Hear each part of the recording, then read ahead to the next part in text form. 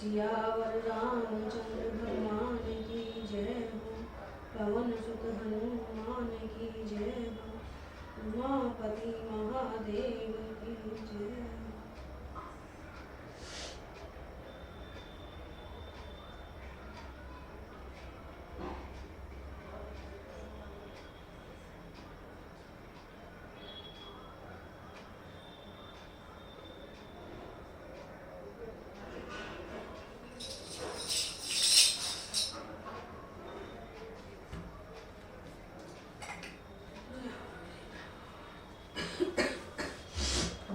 जय हो।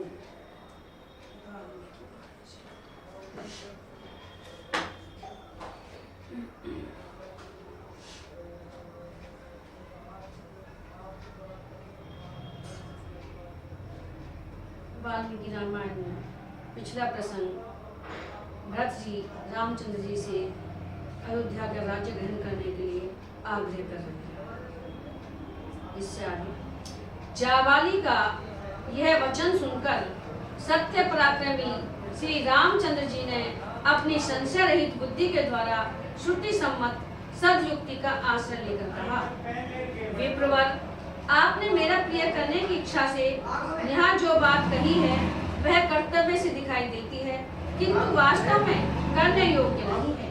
वह पथ्य सी दिखने पर भी वास्तव में अपथ्य है। जो पुरुष धर्म अथवा वेद की मर्यादा को त्याग देता है वह पाप करने प्रवृत्त हो जाता है। उसके आचार और विचार दोनों भ्रष्ट हो जाते हैं, इसलिए वह सत्पुरुषों में कभी सम्मान नहीं पाता। आचार ही यह बताता है कि कौन पुरुष उत्तम कुल में उत्पन्न हुआ है और कौन अधम कुल में, कौन वीर है और कौन व्यर्थ ही अपने को पुरुष मानता है, तथा कौन पवित्र है और कौन अपवित्र। आपने जो आचार बताया है उसे अपनाने वाला पुरुष श्रेष्ठ सा दिखाई देने पर भी वास्तव में अनार्य होगा, बाहर से पवित्र देखने पर भी भीतर से अपवित्र होगा, उत्तम लक्षणों से युक्त सा प्रतीत होने पर भी वास्तव में उसके विपरीत होगा, तथा शीलवान सा देखने पर भी वस्तुतः वह दुःशील ही होगा। आपका उपदेश चोला तो धर्म का पहने हुए है, किंतु वास्तव में अधर्म है। इससे संसार में वर्ण संकरता का प्रचार होगा। यदि मैं इसे स्वीकार करके वेदोक्त शुभ कर्मों का अनुष्ठान छोड़ दूं और विधिहीन कर्मों में लग जाऊं, तो कर्तव्य अकर्तव्य का ज्ञान रखने वाला कौन समझदार मनुष्य मुझे श्रेष्ठ समझकर आदर देगा। उस दशा में तो मैं इस जगत में दुराचारी तथा लोक को कलंकित करने वाला समझा जाऊंगा। जहां अपनी की हुई प्रतिज्ञा तोड़ दी जाती है, उस वृत्ति के अनुसार बर्ताव करने पर मैं किस साधन से स्वर्गलोक प्राप्त करूंगा, तथा आपने जिस आचार का उपदेश दिया है वह किसका है जिसका मुझे अनुसरण करना होगा, क्योंकि आपके कथानुसार मैं पिता आदि में से किसी का कुछ भी नहीं हूँ। आपके बताए हुए मार्ग से चलने पर पहले तो मैं स्वेच्छाचारी हूँगा, फिर यह सारा लोक स्वेच्छाचारी हो जाएगा, क्योंकि राजाओं के जैसे आचरण होते हैं प्रजा भी वैसा ही आचरण करने लगती है। सत्य का पालन ही राजाओं का दया प्रधान धर्म है, सनातन आचार है, अतः राज्य सत्य स्वरूप है, सत्य में ही संपूर्ण लोक प्रतिष्ठित है। ऋषियों और देवताओं ने सदा सत्य का ही आदर किया है। इस लोक में सत्यवादी मनुष्य अक्षय परम धाम में जाता है। झूठ बोलने वाले मनुष्य से सब लोग उसी तरह डरते हैं जैसे सांप से। संसार में सत्य ही धर्म की पराकाष्ठा है और वही सबका मूल कहा जाता है। जगत में सत्य ही ईश्वर है। सदा सत्य के ही आधार पर धर्म की स्थिति रहती है। सत्य ही सबकी जड़ है। सत्य से बढ़कर दूसरा कोई परम पद नहीं है। दान, यज्ञ, होम, तपस्या और वेद इन सब का आधार सत्य ही है। इसलिए सबको सत्यपरायण होना चाहिए। एक मनुष्य संपूर्ण जगत का पालन करता है, एक समूचे कुल का पालन करता है, एक नरक में डूबता है और एक स्वर्गलोक में प्रतिष्ठित होता है। मैं सत्य प्रतिज्ञ हूँ और सत्य की शपथ खाकर पिता के सत्य का पालन स्वीकार कर चुका हूँ। ऐसी दशा में मैं पिता के आदेश का किस लिए पालन नहीं करूँ? पहले सत्य पालन की प्रतिज्ञा करके अब लोभ, मोह अथवा अज्ञान से विवेक शून्य होकर मैं पिता के सत्य की मर्यादा भंग नहीं करूँगा। हमने सुना है कि जो अपनी प्रतिज्ञा झूठी करने के कारण धर्म से भ्रष्ट हो जाता है, उस चंचल चित्त वाले पुरुष के दिए हुए हव्य काव्य को देवता और पितर नहीं स्वीकार करते। मैं इस सत्य रूपी धर्म को समस्त प्राणियों के लिए हितकर और सब धर्मों में श्रेष्ठ समझता हूँ। सत्पुरुषों ने जटा वल्कल आदि के धारण रूप तापस धर्म का पालन किया है, इसलिए मैं भी उसका अभिनंदन करता हूँ। जो धर्म युक्त प्रतीत हो रहा है किंतु वास्तव में अधर्म रूप है, जिसका नीच, क्रूर, लोभी और पापाचारी पुरुषों ने सेवन किया है, ऐसे छात्र धर्म का पिता की आज्ञा भंग करके राज्य ग्रहण करने का मैं अवश्य त्याग करूंगा, क्योंकि वह न्याययुक्त नहीं है। मनुष्य अपने शरीर से जो पाप करता है उसे पहले मन के द्वारा कर्तव्य रूप से निश्चित करता है, फिर जिह्वा की सहायता से उस अनर्थ कर्म अर्थात पाप को वाणी द्वारा दूसरों से कहता है, तत्पश्चात औरों के सहयोग से उसे शरीर द्वारा संपन्न करता है। इस तरह एक ही पातक कायिक, वाचिक और मानसिक भेद से 3 प्रकार का होता है। पृथ्वी, कीर्ति, यश और लक्ष्मी, ये सब की सब सत्यवादी पुरुष को पाने की इच्छा रखती हैं और शिष्ट पुरुष सत्य का ही अनुसरण करते हैं। अतः मनुष्य को सदा सत्य का ही सेवन करना चाहिए। आपने उचित सिद्ध करके तर्कपूर्ण वचनों के द्वारा मुझसे जो यह कहा है कि राज्य ग्रहण करने में ही कल्याण है, अतः इसे अवश्य स्वीकार करो। आपका यह आदेश श्रेष्ठ सा प्रतीत होने पर भी सज्जन पुरुषों द्वारा आचरण में लाने योग्य नहीं है, क्योंकि इसे स्वीकार करने से सत्य और न्याय का उल्लंघन होता है। मैं पिताजी के सामने इस तरह वन में रहने की प्रतिज्ञा कर चुका हूँ, अब उनके आज्ञा का उल्लंघन करके मैं भरत की बात कैसे मानूं? गुरु के समीप की हुई मेरी वह प्रतिज्ञा अटल है, किसी तरह तोड़ी नहीं जा सकती। उस समय जबकि मैंने प्रतिज्ञा की थी, देवी केकई का हृदय हर्ष से खिल उठा था।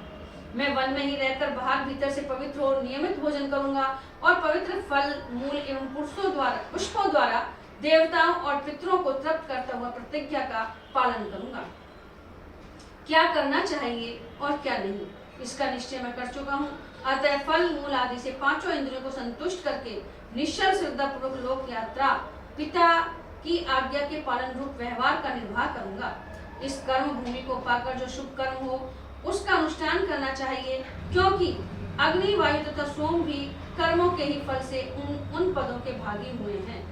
देवराज इंद्र 100 यज्ञों का अनुष्ठान करके स्वर्गलोक को प्राप्त हुए हैं। महर्षियों ने भी उग्र तपस्या करके दिव्य लोकों में स्थान प्राप्त किया है।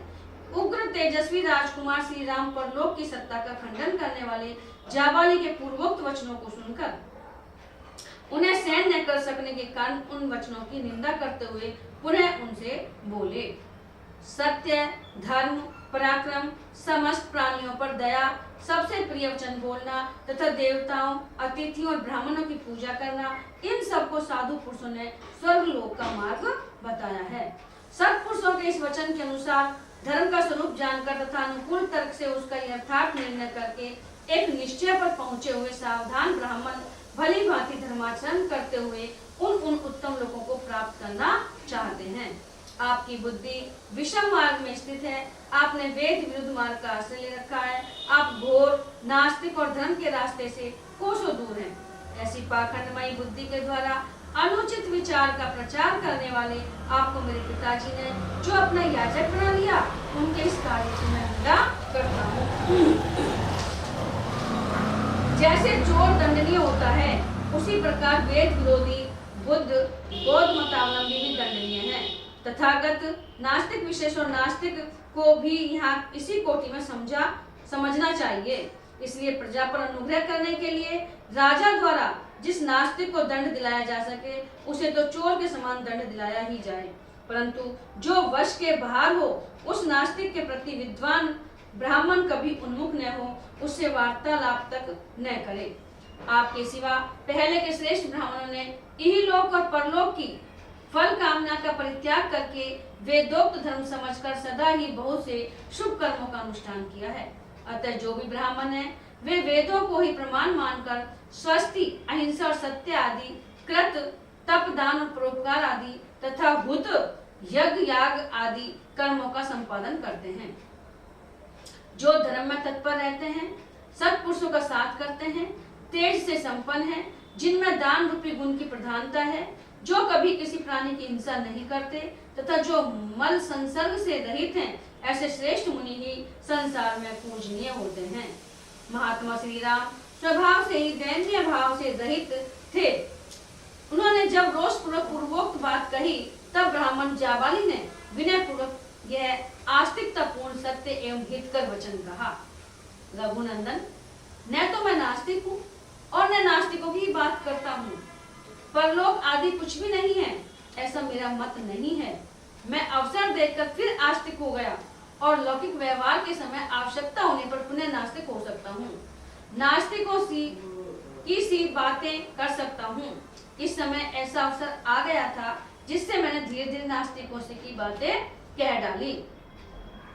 श्री राम, मैंने जो यह बात कही, इसमें मेरा उद्देश्य यही था कि किसी तरह आपको राजी करके अयोध्या लौटाने के लिए तैयार कर लूं। श्री रामचंद्र जी को रुष्ट जानकर महर्षि वशिष्ठ जी ने उनसे कहा, रघुनंदन, महर्षि जाबाली भी यह जानते हैं कि इस लोक के प्राणियों का परलोक में जाना और आना होता रहता है, अतः ये नास्तिक नहीं है। जगदीश्वर, इस समय तुम्हें लौटाने की इच्छा से ही इन्होंने यह नास्तिकता पूर्ण बात कही थी। तुम मुझसे इस लोक की उत्पत्ति का वृत्तांत सुनो। सृष्टि के प्रारंभ काल में सब कुछ जल में ही था और जल के भीतर ही पृथ्वी का निर्माण हुआ। तदंतर देवताओं के साथ स्वयं भू ब्रह्मा प्रकट हुए।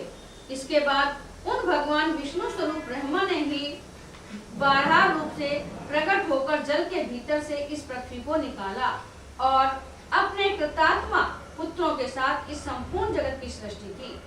आकाश स्वरूप पर ब्रह्म परमात्मा से ब्रह्मा जी का प्रादुर्भाव हुआ है, जो नित्य, सनातन एवं अविनाशी हैं। उनसे मरीचि उत्पन्न हुए और मरीचि के पुत्र कश्यप हुए। कश्यप से विवस्वान का जन्म हुआ। विवस्वान के पुत्र साक्षात वैवस्वत मनु हुए, जो पहले प्रजापति थे। मनु के पुत्र इक्ष्वाकु हुए, जिन्हें मनु ने सबसे पहले इस पृथ्वी का समृद्धशाली राज्य सौंपा था। उन राजा इक्ष्वाकु को तुम अयोध्या का प्रथम राजा समझो। इक्ष्वाकु के पुत्र श्रीमान कुक्षी के नाम से विख्यात हुए। कुक्षी के वीर पुत्र विकुक्षी हुए। विकुक्षी के महातेजस्वी प्रतापी पुत्र बाण हुए। बाण के महाबाहु पुत्र अनन्य हुए, जो बड़े भाई तपस्वी थे। सत्पुरुषों में श्रेष्ठ महाराज अनन्य के राज्य में कभी अनावृष्टि नहीं हुई, अकाल नहीं पड़ा और कोई चोर भी नहीं उत्पन्न हुआ। महाराज अनन्य से राजा पृथु हुए। उन पृथु से महातेजस्वी त्रिशंकु की उत्पत्ति हुई। वे वीर त्रिशंकु विश्वामित्र के सत्य वचन के प्रभाव से सदेह स्वर्ग लोक को चले गए थे। त्रिशंकु के महयशस्वी धुंधुमार हुए। धुंधुमार से महातेजस्वी युवनाश्व का जन्म हुआ। युवनाश्व के पुत्र श्रीमान मांदधाता हुए। मांदधाता के महान तेजस्वी पुत्र सुसंधि हुए। सुसंधि के दो पुत्र हुए, ध्रुव संधि और प्रसेनजित। ध्रुव संधि के यशस्वी पुत्र शत्रुसूदन भरत थे। महाभाऊ भरत से असित नामक पुत्र उत्पन्न हुआ, जिसके शत्रुभूत प्रतिपक्षी राजा ये हैय, तालजंग और शूर उन सबका सामना करने के लिए सेना का व्यूह बनाकर युद्ध के लिए डटे रहने पर भी शत्रुओं की संख्या अधिक होने के कारण राजा असित को हारकर परदेश की शरण लेनी पड़ी। वे रमणीय शैल शिखर पर प्रसन्नता पूर्वक रहकर मुनि भाव से परमात्मा का मनन चिंतन करने लगे। सुना जाता है कि असित की दो पत्नियां गर्भवती थी। उनमें से एक महाभागा कमल लोचना राजपत्नी ने उत्तम पुत्र पाने की अभिलाषा रखकर देवतुल्य तेजस्वी रघुवंशी च्वर्ण मुनि के चरणों में वंदना की और दूसरी रानी ने अपनी सौत के गर्भ का विनाश करने के लिए उसे जहर दे दिया। उन दिनों भृगुवंशी च्यवन मुनि हिमालय पर रहते थे। राजा असित की कालिंदी नाम वाली पत्नी ने ऋषि के चरणों में पहुंचकर उन्हें प्रणाम किया। मुनि ने प्रसन्न होकर पुत्र की उत्पत्ति के लिए वरदान चाहने वाली रानी से इस प्रकार कहा, देवी, तुम्हें एक महामनस्वी लोक विख्यात पुत्र प्राप्त होगा, जो धर्मात्मा, शत्रुओं के लिए अत्यंत भयंकर अपने वंश को चलाने वाला और शत्रुओं का संहारक होगा। यह सुनकर रानी ने मुनि की परिक्रमा की और उनसे विदा लेकर वहां से अपने घर आने पर उस रानी ने एक पुत्र को जन्म दिया, जिसकी कांति कमल के भीतरी भाग के समान सुंदर थी और नेत्र कमल दल के समान मनोहर थे।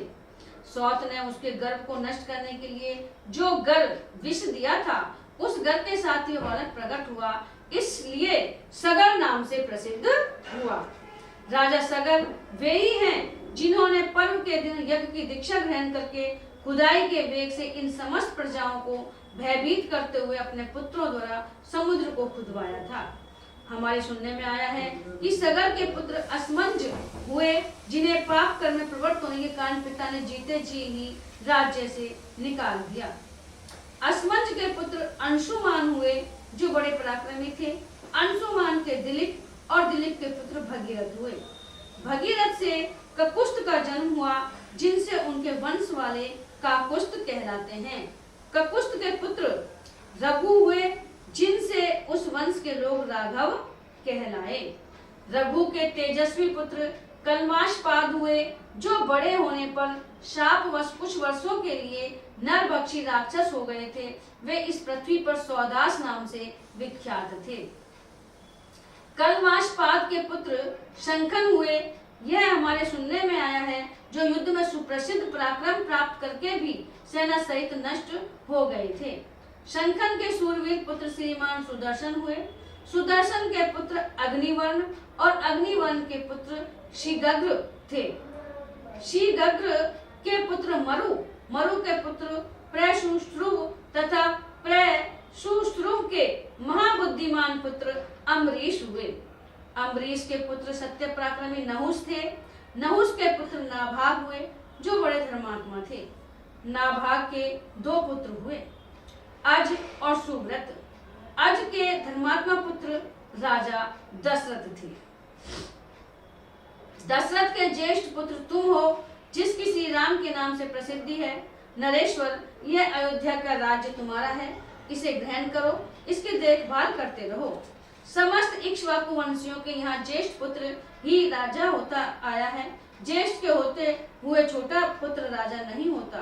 ज्येष्ठ पुत्र का ही राजा के पद पर अभिषेक होता है। महायशस्वी श्री राम, रघुवंशियों का जो अपना सनातन कुल धर्म है, उसको आज तुम नष्ट न करो। बहुत से अवान्तर देशों वाली तथा प्रचुर रत्न राशि से संपन्न इस वसुधा का पिता की भांति पालन करो। उस समय राजपुरोहित वशिष्ठ ने पूर्वोक्त बातें कहकर पुनः श्री राम से दूसरी धर्मयुक्त बातें कही।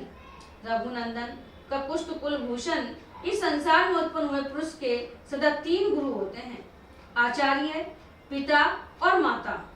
पुरुष प्रवर, पिता पुरुष के शरीर को उत्पन्न करता है, इसलिए गुरु है, और आचार्य उसे ज्ञान देता है, इसलिए गुरु कहलाता है। शत्रुओं को संताप देने वाले रघुवीर, मैं तुम्हारे पिता का और तुम्हारा भी आचार्य हूँ। अतः मेरी आज्ञा का पालन करने से तुम सत्पुरुषों के पथ का त्याग करने वाले नहीं समझे जाओगे। तात, ये तुम्हारे सभासद, बंधु बांधव तथा सामंत राजा पधारे हुए हैं। इनके प्रति धर्मानुकूल बर्ताव करने से भी तुम्हारे द्वारा सन्मार्ग का उल्लंघन नहीं होगा। अपनी धर्मपरायण बूढ़ी माता की बात तो तुम्हें कभी टालनी ही नहीं चाहिए। इनकी आज्ञा का पालन करके तुम श्रेष्ठ पुरुषों के आश्रयभूत धर्म का उल्लंघन करने वाले नहीं माने जाओगे। सत्य, धर्म और पराक्रम से संपन्न रघुनंदन भरत अपने आत्मस्वरूप तुमसे राज्य ग्रहण करने और अयोध्या लौटाने की प्रार्थना कर रहे हैं। उनकी बात मान लेने से भी तुम धर्म का उल्लंघन करने वाले नहीं कहलाओगे। गुरु वशिष्ठ ने सुमधुर वचनों में जब इस प्रकार कहा, तब साक्षात पुरुषोत्तम श्री राघवेंद्र ने वहां बैठे हुए वशिष्ठ जी को यूं उत्तर दिया।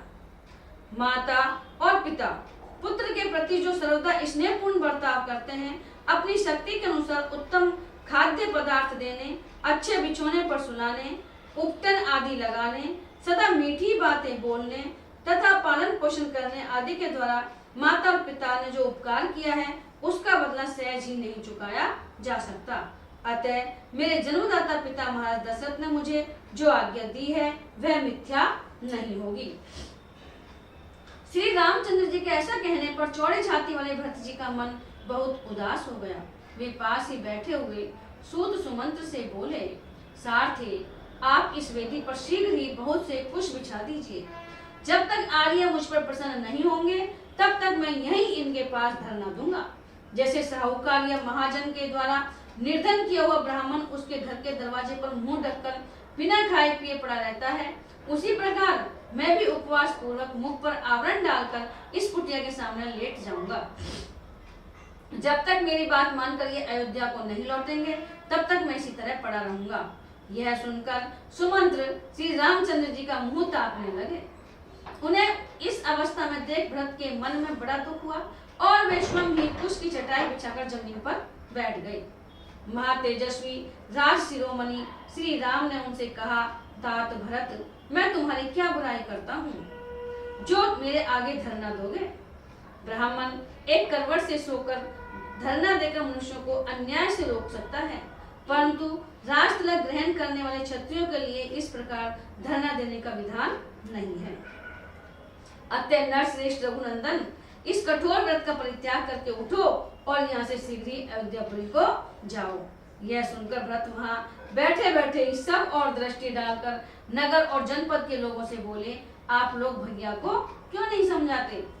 तब नगर और जनपद के लोग महात्मा भरत से बोले, हम जानते हैं काकुश श्री रामचंद्र जी के प्रति आप रघुकुल तिलक भरत जी ठीक ही कहते हैं, परंतु ये महाभाग श्री रामचंद्र जी भी पिता की आज्ञा के पालन में लगे हैं, इसलिए यह भी ठीक ही है। अतएव हम इन्हें सहसा उस ओर से लौटाने में असमर्थ हैं।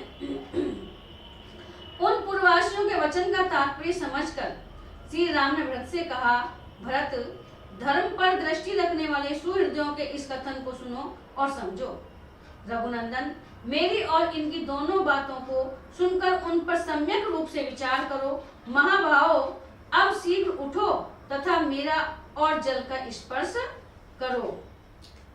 यह सुनकर भरत उठकर खड़े हो गए और श्री राम एवं जल का स्पर्श करके बोले, मेरे सभासद और मंत्री सब लोग सुने, न तो मैंने पिताजी से राज्य मांगा था और न माता से कभी इसके लिए कुछ कहा था।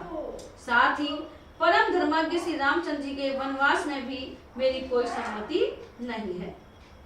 फिर भी यदि इनके लिए पिताजी की आज्ञा का पालन करना और वन में रहना अनिवार्य है तो इनके बदले में ही 14 वर्षों तक वन में निवास करूंगा। भाई भरत की इस सत्य बात से धर्मात्मा श्री राम को बड़ा विस्मय हुआ और उन्होंने पूर्ववासी तथा राज्य निवासी लोगों की ओर देखकर कहा, पिताजी ने अपने जीवन काल में जो वस्तु बेच दी है या धरोहर रख दी है अथवा खरीदी है, उसे मैं अथवा भरत कोई भी पलट नहीं सकता। मुझे वनवास के लिए किसी को प्रतिनिधि नहीं बनाना चाहिए, क्योंकि सामर्थ्य रहते हुए प्रतिनिधि से काम लेना लोक में निंदित है। कि कई उचित मांग ही प्रस्तुत की थी और मेरे पिताजी ने उसे देकर पुण्य कर्म ही किया था। मैं जानता हूँ भरत बड़े क्षमाशील और गुरुजनों का सत्कार करने वाले हैं। इन सत्य प्रत्येक महात्मा में सभी कल्याणकारी गुण मौजूद हैं। 14 वर्षों की अवधि पूरी करके जब मैं वन से लौटूंगा तब अपने इन धर्मशील भाई के साथ इस भूमंडल का श्रेष्ठ राजा होऊंगा। कि कई ने राजा से वर मांगा और मैंने उसका पालन स्वीकार कर लिया। अतः भरत, अब तुम मेरा कहना मानकर उस वर के पालन द्वारा अपने पिता महाराज दशरथ को असत्य के बंधन से मुक्त करो। उन अनुपम तेजस्वी भ्राताओं का वह रोमांचकारी समागम देख वहां आए हुए महर्षियों को बड़ा विस्मय हुआ। अंतरिक्ष में अदृश्य भाव से खड़े हुए मुनि तथा वहां प्रत्यक्ष रूप में बैठे हुए महर्षि उन महान भाग्यशाली ककुष्ठ वंशी बंधुओं की इस प्रकार प्रशंसा करने लगे। ये दोनों राजकुमार सदा श्रेष्ठ, धर्म के ज्ञाता और धर्म मार्ग पर ही चलने वाले हैं। इन दोनों की बातचीत सुनकर हमें उसे बारंबार सुनते रहने की ही इच्छा होती है। तदंतर 10 ग्रीव रावण के वध की अभिलाषा रखने वाले ऋषियों ने मिलकर राज सिंह भरत से तुरंत ही यह बात कही, महाप्राज्ञ, तुम उत्तम कुल में उत्पन्न हुए हो, तुम्हारा आचरण बहुत उत्तम और यश महान है। यदि तुम अपने पिता की ओर देखो, उन्हें सुख पहुंचाना चाहो, तो तुम्हें श्री रामचंद्र की बात मान लेनी चाहिए। हम लोग इन श्री राम को पिता के ऋण से सदा ऋण देखना चाहते हैं। कैकेयी का ऋण चुका देने के कारण ही राजा दशरथ स्वर्ग में पहुंचे हैं।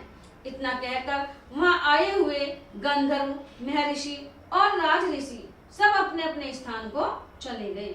जिनके दर्शन से जगत का कल्याण हो जाता है, वे भगवान श्री राम महर्षियों के वचन से बहुत प्रसन्न हुए। उनका मुख हर्षोल्लास से खिल उठा। इससे उनकी बड़ी शोभा हुई और उन्होंने उन महर्षियों की सादर प्रशंसा की। परंतु भरत का सारा शरीर थर्रा उठा। वे लड़खड़ाती हुई जबान से हाथ जोड़कर श्री रामचंद्र जी से बोले, काकुस्थ कुलभूषण श्री राम, हमारे कुल धर्म से संबंध रखने वाला जो ज्येष्ठ पुत्र का राज्य ग्रहण और प्रजापालन रूप धर्म है, उसकी ओर दृष्टि डालकर आप मेरी तथा माता की याचना सफल कीजिए। मैं अकेला ही इस विशाल राज्य की रक्षा नहीं कर सकता तथा आपके चरणों में अनुराग रखने वाले इन पुरवासी तथा जनपदवासी लोगों को भी आपके बिना प्रसन्न नहीं रख सकता।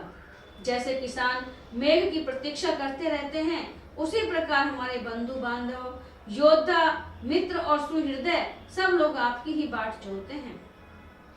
महाप्राज्ञ, आप इस राज्य को स्वीकार करके दूसरे किसी को इसके पालन का भार सौंप दीजिए। वही पुरुष आपके प्रजा वर्ग अथवा लोक का पालन करने में समर्थ हो सकता है। ऐसा कहकर भरत अपने भाई के चरणों में गिर पड़े।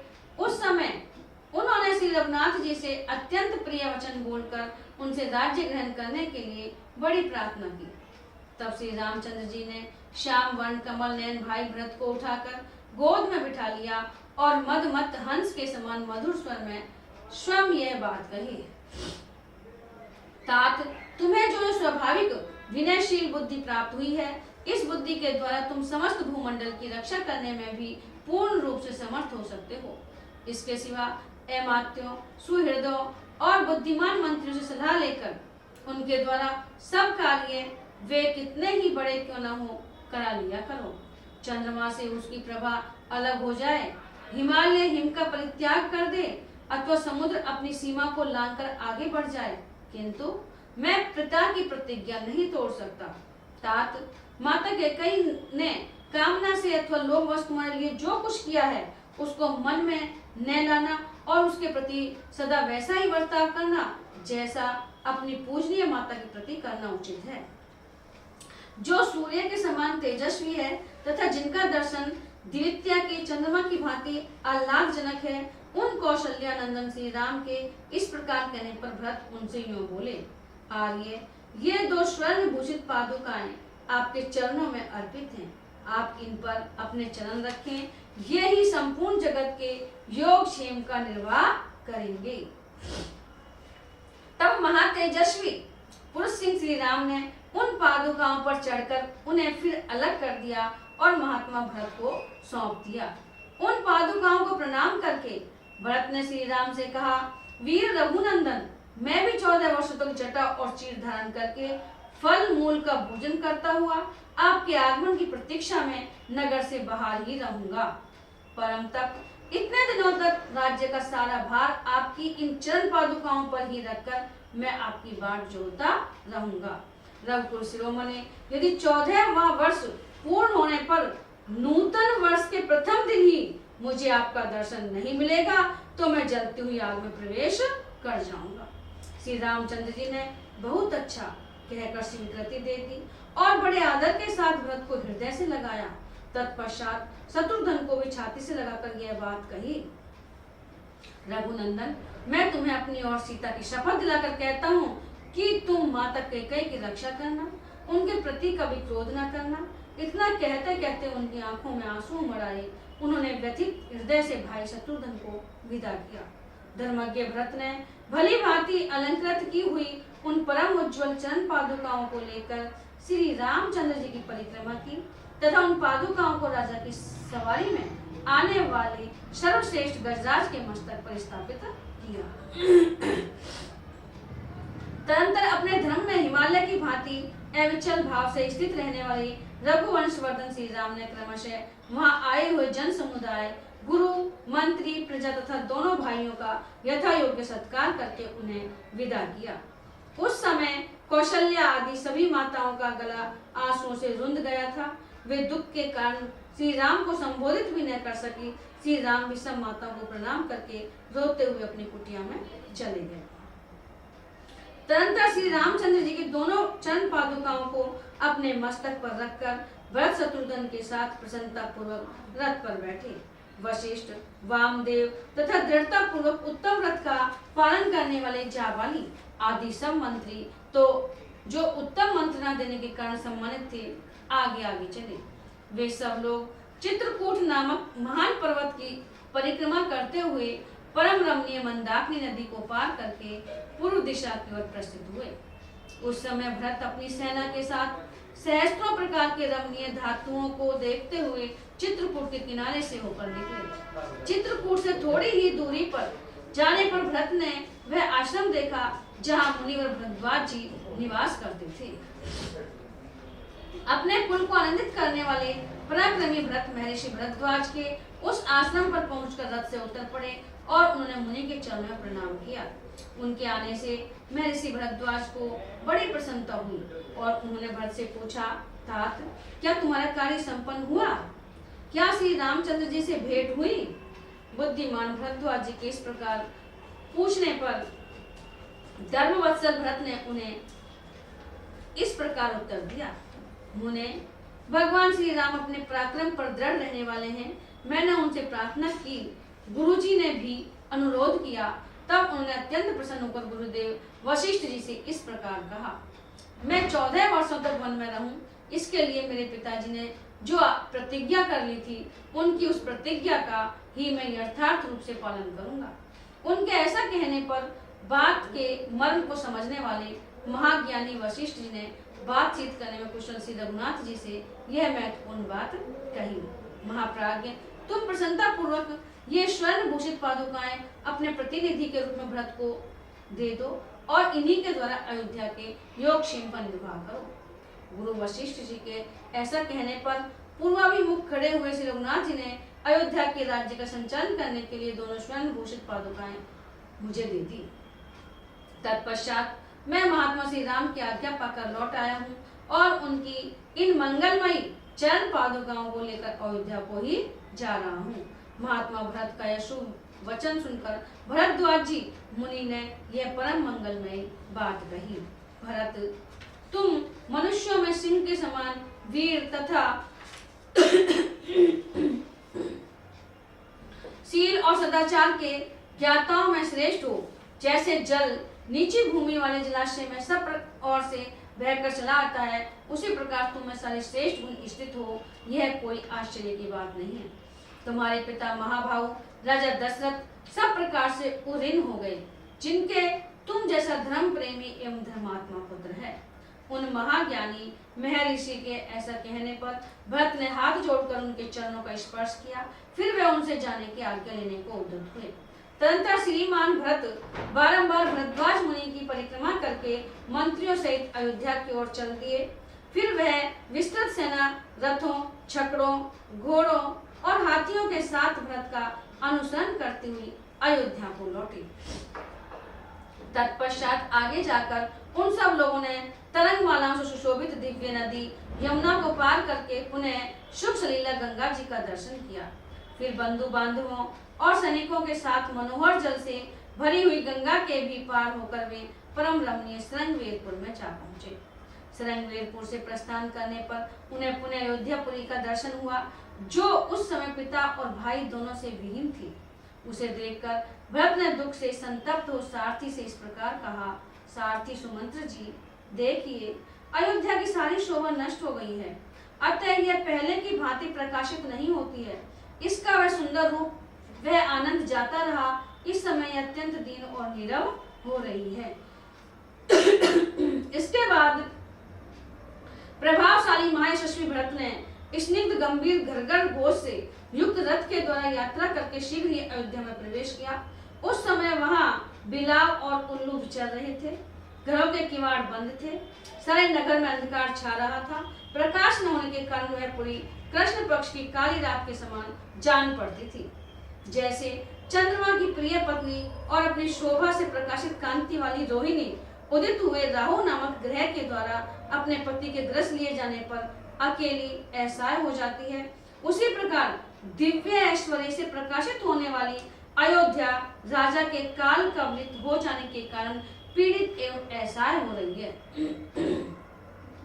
वह पुरी उस पर्वतीय नदी की भांति कृशकाय दिखाई देती थी, जिसका जल सूर्य की किरणों से तपकर कुछ गर्म और गंदला हो रहा हो, जिसके पक्षी धूप से संतप्त होकर भाग गए हों तथा जिसके मीन मत्स्य और ग्राहक गहरे जल में छिप गए हों। जो अयोध्या पहले धूम रहित सुनहरी कांति वाली प्रज्वलित अग्निशिखा के समान प्रकाशित होती थी, वही श्री राम वनवास के बाद हवनीय दुग्ध से सींची गई अग्नि की ज्वाला के समान बुझकर विलीन सी हो गई थी। उस समय अयोध्या महासमर में संकटग्रस्त हुई उस सेना के समान प्रतीत होती थी, जिसके कवच कटकर गिर गए हों, हाथी, घोड़े, रथ और ध्वजा छिन्न भिन्न हो गए हों और मुख्य मुख्य वीर मार डाले गए हों।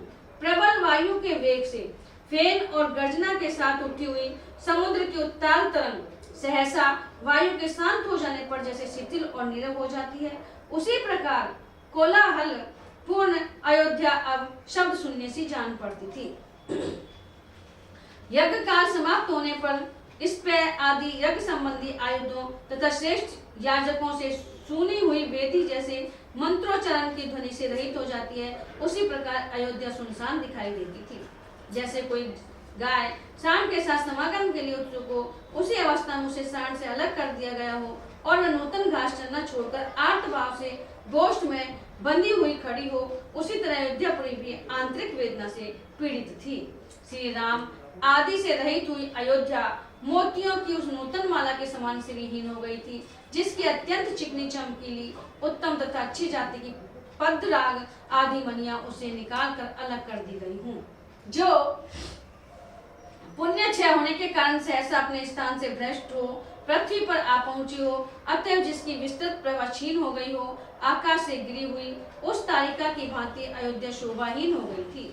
जो ग्रीष्म ऋतु में पहले फूलों से लदी हुई होने के कारण मत वाले भ्रमरों से सुशोभित होती रही हो और फिर सहसा दावानल के लपेट में आकर मुरझा गई हो, वन की उस लता के समान पहले की उल्लासपूर्ण अयोध्या उदास हो गई थी। वहाँ के व्यापारी वणिक शोक से व्याकुल होने के कारण किंकरते विमूढ़ हो गए थे। बाजार, हाट और दुकानें बहुत कम खुली थी। उस समय सारी पुरी उस आकाश की भांति शोभाहीन हो गई थी, जहाँ बादलों की घटाएं घिराई हों और तारे तथा चंद्रमा ढक गए हों। उन दिनों अयोध्यापुरी की सड़कें झाड़ी बुआरी नहीं गई थी, इसलिए यत्र कूड़े करकट के ढेर पड़े थे। उस अवस्था में वह नगरी उस उजड़ी हुई मधुशाला के समान श्रीहीन दिखाई देती थी, जिसकी सफाई न की गई हो, जहाँ मधु से खाली टूटी फूटी प्यालियां पड़ी हों और जहाँ के पीने वाले भी नष्ट हो गए हों। उस पुरी की दशा उस कौंसले की सी हो रही थी जो खंभों के टूट जाने से ढह गए हों, जिसका चबूतरा छिन्न भिन्न हो गया हो, भूमि नीची हो गई हो, पानी चुक गया हो और जलपात्र टूट फूट कर इधर सब और बिखरे पड़े हों। जो विशाल और संपूर्ण धनुष में फैली हुई हो, उसकी दोनों कोटियां किनारों में बांधने के लिए जिसमें रस्सी जुड़ी हुई हो, किंतु वेगशाली वीरों के बाणों से कटकर धनुष से पृथ्वी पर गिर पड़ी हो, उस प्रत्यंचा के समान ही अयोध्यापुरी भी स्थान भ्रष्ट हुई सी दिखाई देती थी, जिस पर युद्ध कौशल घुड़सवार ने सवारी की हो और जिसे शत्रु पक्ष की सेना ने सहसा मार गिराया हो। युद्ध भूमि में पड़ी हुई उस घोड़ी की जो दशा होती है, वही उस समय अयोध्यापुरी की भी थी। केकई के कुचक्र से उसके संचालक नरेश का स्वर्गवास और युवराज का वनवास हो गया था। रथ पर बैठे हुए श्रीमान दशरथ नंदन भरत ने उस समय शेष रथ का संचालन करने वाले सारथी सुमंत्र से इस प्रकार कहा, अब अयोध्या में पहले की भांति सब और फैला हुआ गाने बजाने का गंभीर नाद नहीं सुनाई पड़ता। यह कितने कष्ट की बात है। अब चारों ओर वारुणी की मादक गंध व्याप्त हुई फूलों की सुगंध तथा चंदन और अगरू की पवित्र गंध नहीं फैल रही है। अच्छी अच्छी सवारियों की आवाज, घोड़ों के हींचने का स्निग्ध शब्द, मत वाले हाथियों का चिंगाड़ना तथा रथों की घरघराहट का महान शब्द, ये सब नहीं सुनाई दे रहे हैं। श्री रामचंद्र जी के निर्वासित होने के कारण ही इस पुरी में इस समय इन सब प्रकार के शब्दों का श्रवण नहीं हो रहा है। श्री राम के चले जाने से यहाँ के तरुण बहुत ही संतप्त हैं। वे चंदन और अगरू की सुगंध का सेवन नहीं करते तथा बहुमूल्य वनमालाएं भी नहीं धारण करते। अब इस पुरी के लोग विचित्र फूलों के हार पहनकर बाहर घूमने के लिए नहीं निकलते। श्री राम के शोक से पीड़ित हुए इस नगर में अब नाना प्रकार के उत्सव नहीं हो रहे हैं। निश्चय इस पुरी की वह सारी शोभा मेरे भाई के साथ ही चली गई। जैसे वेग युक्त वर्षा के कारण शुक्ल पक्ष की चांदनी रात भी शोभा नहीं पाती है, उसी प्रकार नेत्रों से आंसू बहाती हुई अयोध्या भी शोभित नहीं हो रही है। अब कब मेरे भाई महोत्सव की भांति अयोध्या में पधारेंगे और ग्रीष्म ऋतु में प्रकट हुए मेघ की भांति सबके हृदय में हर्ष का संचार करेंगे। अब अयोध्या की बड़ी बड़ी सड़कें हर्ष से उछलकर चलते हुए मनोहर वेशधारी तरुणों के शुभागमन से शोभा नहीं पा रही है। इस प्रकार सारथी के साथ बातचीत करते हुए दुखी भरत उस समय सिंह से रहित गुफा की भांति राजा दशरथ से हीन पिता के निवास स्थान राजमहल में गए। जैसे सूर्य के छिप जाने से दिन की शोभा नष्ट हो जाती है और देवता शोक करने लगते हैं, उसी प्रकार उस समय वह अंतःपुर शोभाहीन हो गया था और वहां के लोग शोकमग्न थे। उसे सब ओर से स्वच्छता और सजावट से हीन देख भरत धैर्यवान होने पर भी अत्यंत दुखी और आंसू बहाने लगे। बोलो सियावर रामचंद्र भगवान की जय।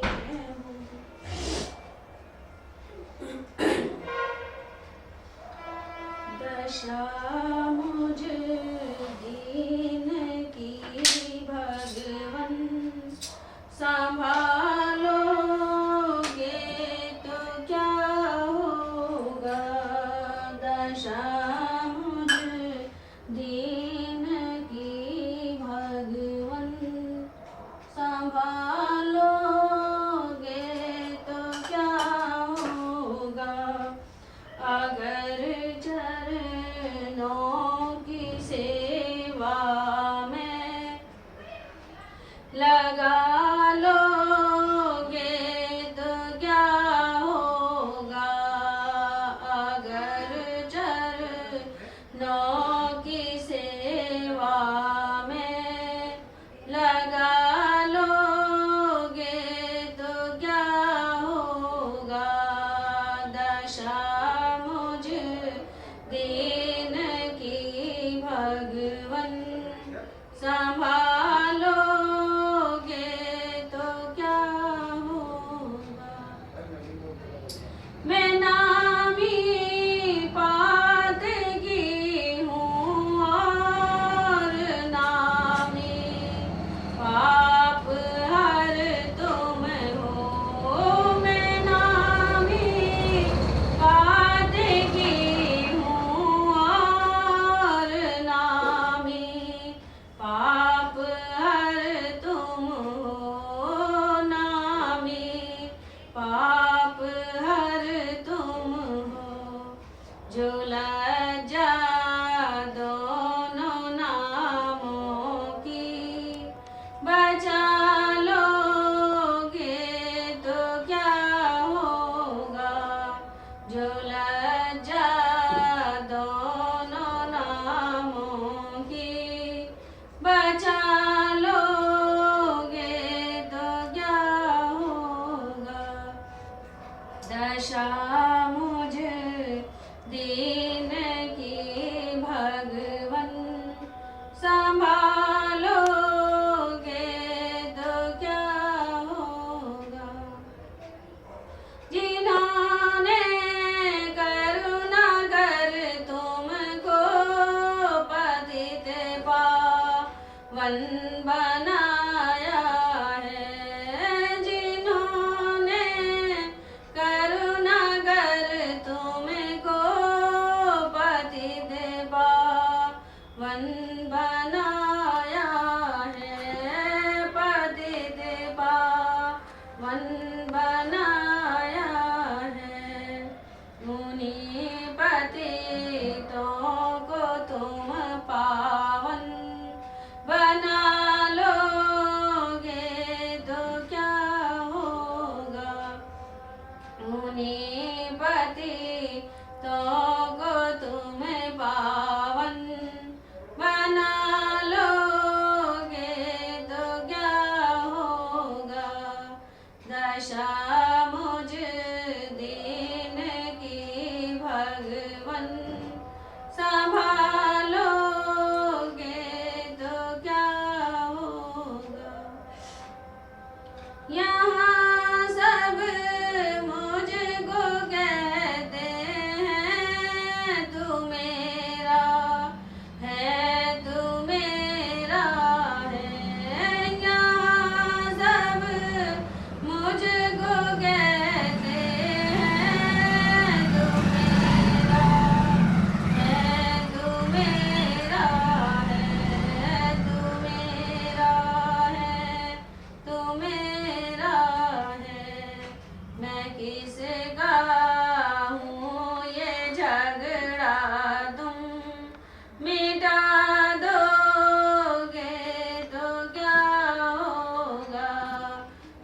किसका हूँ ये झगड़ा तुम मिटा दोगे तो क्या होगा।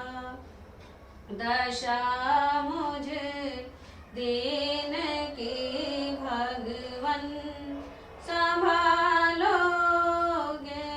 तो क्या होगा। अजामिल गीत गनिगा जिस दया गंगा में तर गए हैं।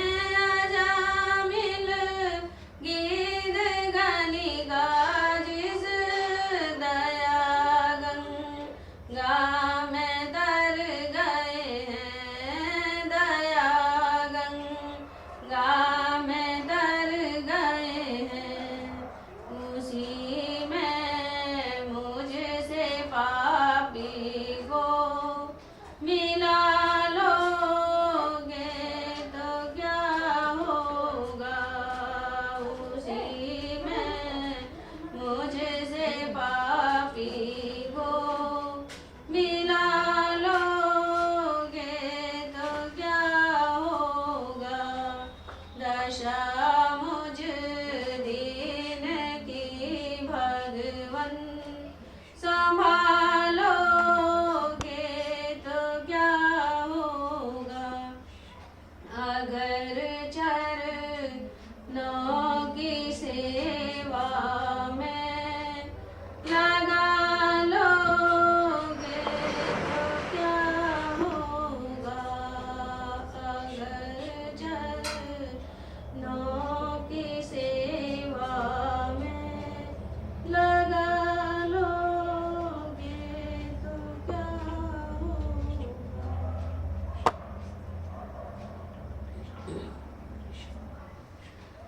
मोहे अपनी शरण में ले लो राम। मोहे अपनी शरण में ले लो राम। मोहे अपनी शरण में ले लो राम। मोहे अपनी शरण में ले लो राम।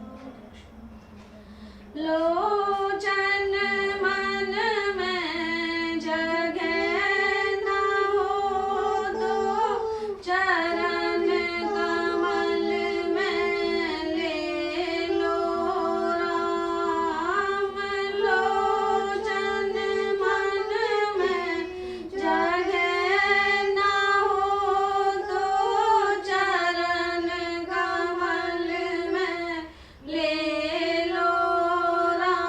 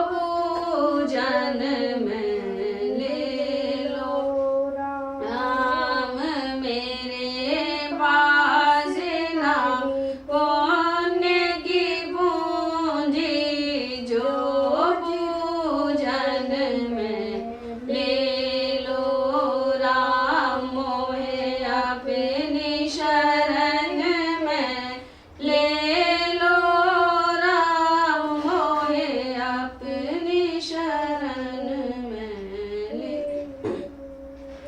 हाँ मैं घरी घरी अटकूं दर दर भटकूं कहाँ कहाँ अपना सर पटकूं घरी घरी अटकूं दर दर भटकूं कहाँ कहाँ अपना सर पटकूं जीवन जीते मिलो न मुझको मुझे मरण में ले लो राम जीवन जीते मिलो न मुझको मुझे मरण में ले लो राम मोहे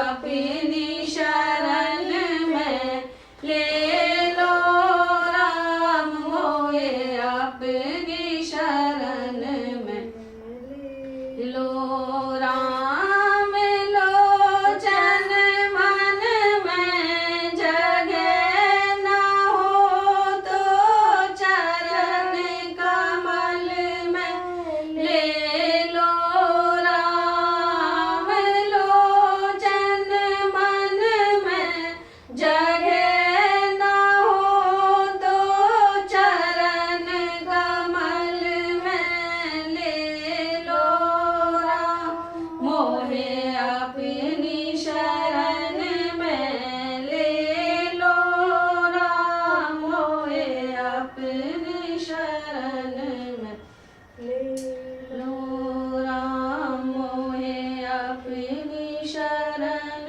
में ले लो राम मोहे अपनी शरण में ले